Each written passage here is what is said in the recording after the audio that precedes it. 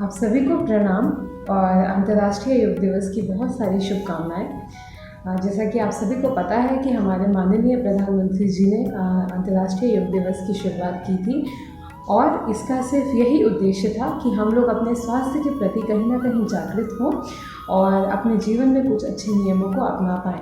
तो जैसा कि आप सभी को पता है कि अंतर्राष्ट्रीय योग दिवस पे भारत की जो विरासत योग रही है उसको न केवल हम भारतीय बल्कि दुनिया के सभी कोनों के लोग जो हैं वो मान रहे हैं, वो फॉलो कर रहे हैं।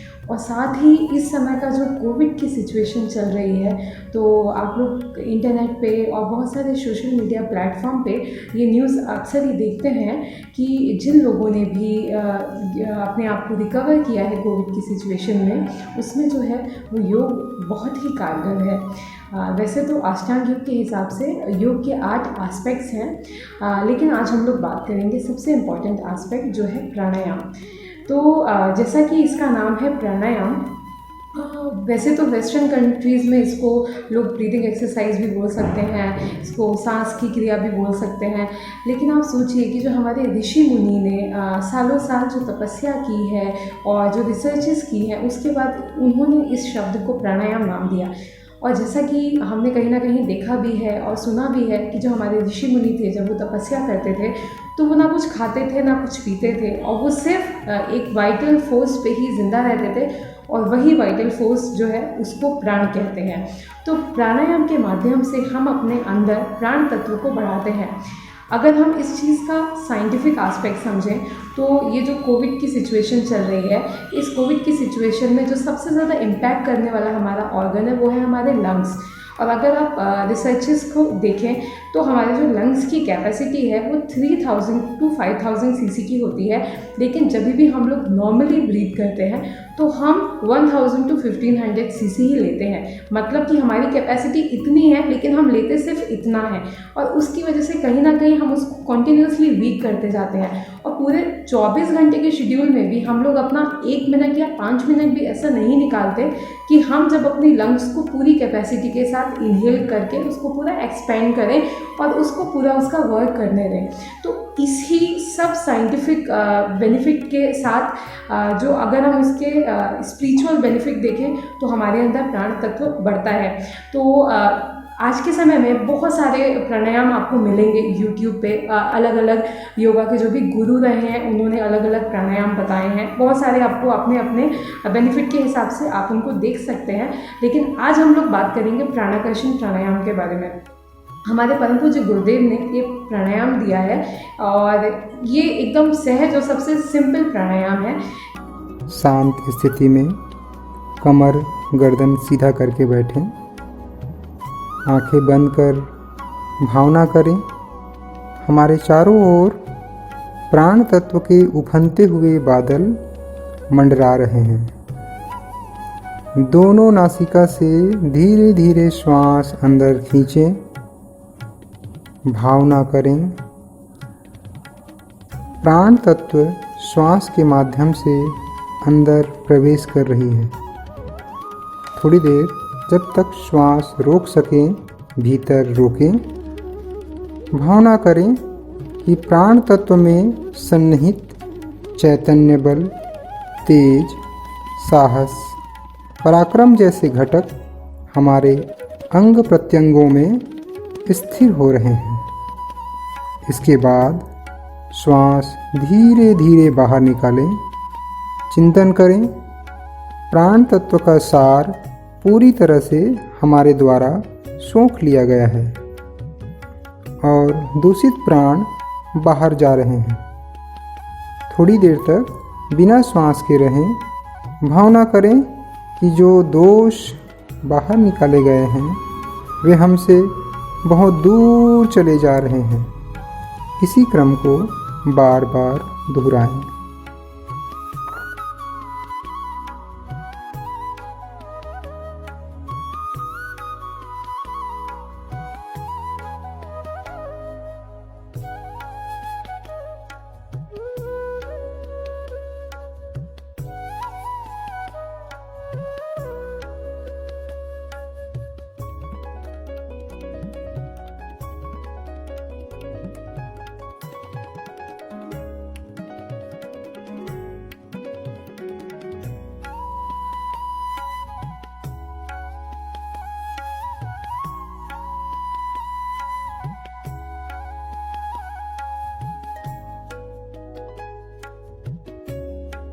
अगर इसको एकदम कंक्लूड करें एक फॉर्मूला में तो ये हो जाता है पॉजिटिविटी इन, नेगेटिविटी आउट।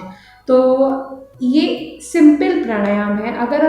अगर आप इस प्राणायाम को अपने बिजी शेड्यूल में से 5 मिनट का या 10 मिनट का समय निकाल के अगर आप इसको करते हैं, मैं आप लोगों को गारंटी दे सकती हूँ कि इस प्राणायाम को करने से ही आपकी पॉजिटिविटी बढ़ेगी, आपका स्टैमिना बढ़ेगा, आपकी प्रोडक्टिविटी बढ़ेगी और आपका माइंड रिलैक्स होगा।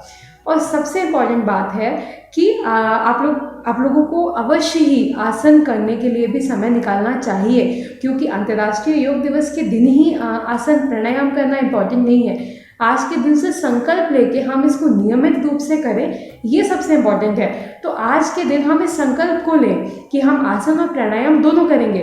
लेकिन कभी सिचुएशन वाइज आप लोगों का शेड्यूल बहुत बिजी रहे और आसन करने के लिए हमें समय नहीं मिल पाए, तो भी जो प्राणायाम एक ऐसी क्रिया है कि अगर आप ऑफिस में हैं, आप अपनी डेस्क पे हैं, आप 2 मिनट का पॉज लीजिए और उस 2 मिनट में आप डीपली इनहेल और डीपली एक्सहेल कीजिए और इसके माध्यम से आप अपने अंदर प्राण तत्वों को बढ़ाइए।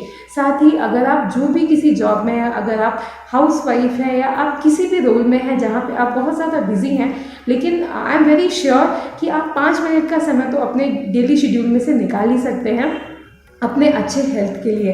तो आप सबसे मैं ये प्रार्थना करूँगी कि जो प्राणायाम है इसके अनगिनत महत्व है और इस प्राणायाम को हम अपने जीवन में अपनाएं, अपने स्वास्थ्य की रक्षा करें, इसको नियमित रूप से करें और अपने आप को और पॉजिटिव और प्रोडक्टिव बनाएं और इस कोविड की सिचुएशन से लड़ने के लिए भी अपने आप को और मजबूत बनाएं। अनुलोम विलोम प्राणायाम। अनुलोम विलोम प्राणायाम एक शक्तिशाली प्राणायाम है। इस प्राणायाम के द्वारा मन एकाग्र होता है, आज्ञा चक्र का जागरण होता है। इससे ईड़ा और पिंगला नाड़ियों का शोधन होता है। किसी भी ध्यानात्मक आसन में बैठें, अपने दाहिने हाथ को प्रणव मुद्रा में बनाएं, अपने पहली उंगली और दूसरी उंगली को मोड़ करके अंगूठे के नीचे लगा दें। दूसरे हाथ को आप ज्ञान मुद्रा में लगा कर रखें। बाएं नथुने लेफ्ट नॉस्ट्रल से गहरी सांस खींचें। भाव करें कि श्वास नासिका मार्ग से ऊपर भ्रूमध्य तक जाती है। थोड़ी देर श्वास रोकें। आज्ञा चक्र में प्रकाश का ध्यान करें। जितनी देर आसानी से श्वास को अंदर रोक सकें रोकें। उसके पश्चात अपने दाएं नथुने से राइट नॉस्ट्रल से श्वास बाहर निकाल दें। थोड़ी देर श्वास बाहर ही रोकें, बिना श्वास के रहें। फिर से अपनी आज्ञा चक्र में प्रकाश का ध्यान करें। इसके बाद यही क्रिया को हम दूसरे तरफ से दोहराएंगे। दाहिने नथुने से धीरे धीरे श्वास अंदर खींचें। भाव करें कि श्वास नासिका मार्ग से ऊपर भ्रूमध्य तक जाती है।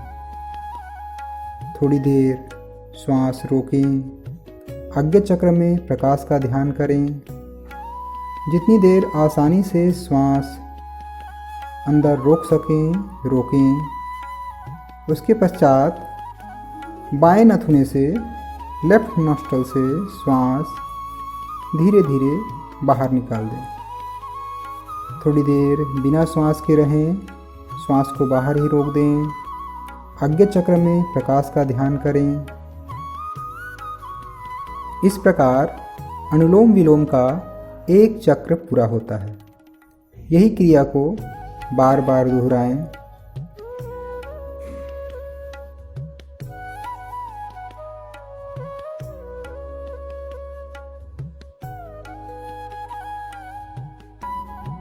इस प्राणायाम के अभ्यास को शुरुआत में 5 मिनट से 7 मिनट तक कर सकते हैं। कुछ दिनों के बाद यह अभ्यास 15 मिनट तक किया जा सकता है। भ्रामरी प्राणायाम। भ्रामरी प्राणायाम का मुख्य उद्देश्य मानसिक शांति एवं एकाग्रता की वृद्धि है। प्राणायाम का साधारण लाभ भी उसमें है और अन्य प्राणायामों की तरह फेफड़ों को भी उससे शक्ति प्राप्त होती है। इस प्राणायाम के अभ्यास में भ्रामरी का शब्द सुनते सुनते ओंकार और अन्य प्रकार के दिव्य शब्द भी सुनाई पड़ने लगते हैं, जिससे मन की शांति और तन्मयता की वृद्धि होती है। किसी भी ध्यानात्मक आसन में बैठें। यह प्राणायाम 2 विधि से की जाती है। पहला, जिसमें हम अपनी कानों को अपने दोनों हाथों के तर्जनी उंगली अर्थात फर्स्ट फिंगर से बंद करते हैं और आँखों को सहजता से बंद कर लेते हैं। दूसरी विधि में हम अपने दोनों हाथों के अंगूठों से कानों को बंद करते हैं और हाथों के 2-3 उंगलियों को बंद आँखों के ऊपर रख देते हैं। इसके पश्चात दोनों नासिका से गहरी सांस खींचें और भौंरे के गुंजन की तरह गहरी और मंद ध्वनि उत्पन्न करते हुए धीरे धीरे श्वास बाहर छोड़ें। श्वास छोड़ते समय गुंजन की ध्वनि मधुर, सम और अखंड होनी चाहिए। ध्वनि इतनी मृदुल और मधुर हो कि कपाल के अग्रभाग में उसकी प्रतिध्वनि गूंजने लगे।